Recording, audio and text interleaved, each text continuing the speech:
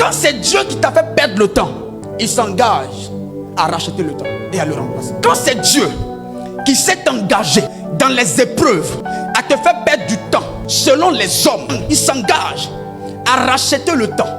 La Bible dit dans Joël 2 verset 25, je vous remplacerai les années que vous ont dévorées, le gazam et le asile, mon armée que j'ai envoyée derrière vous.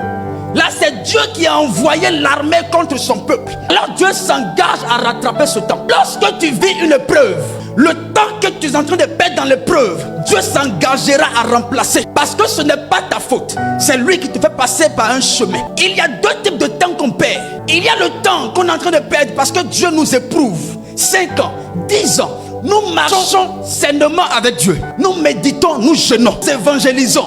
Mais on ne comprend pas notre vie. Les choses sont bloquées, les choses n'avancent pas. Ce que tu ne comprends pas, c'est Dieu qui est en train de te retarder pour te propulser. Quand Dieu te retarde, c'est comme s'il compressait un ressort. Donc Dieu est en train de te faire perdre le temps selon les hommes. Oh, il est en train de compresser un ressort. Dès qu'il relâche le ressort, la vitesse avec laquelle tu es lancé, le monde même est étonné de voir qu'en un an, tu réalises ce que tu n'as pas réalisé en 10 ans.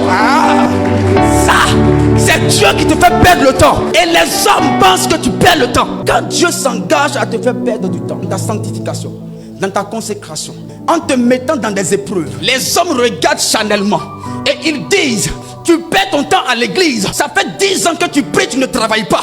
Toi qui étant un homme spirituel, sachant que tu mets en pratique ce que Dieu te dit, tu dois le dire, je ne suis pas en retard, je suis très avancé. Quand c'est Dieu dans ta marche te met en retard selon les hommes, réponds à ces personnes en leur disant, je ne suis pas en retard, je suis spirituellement très avancé. C'est là que vous verrez quelqu'un.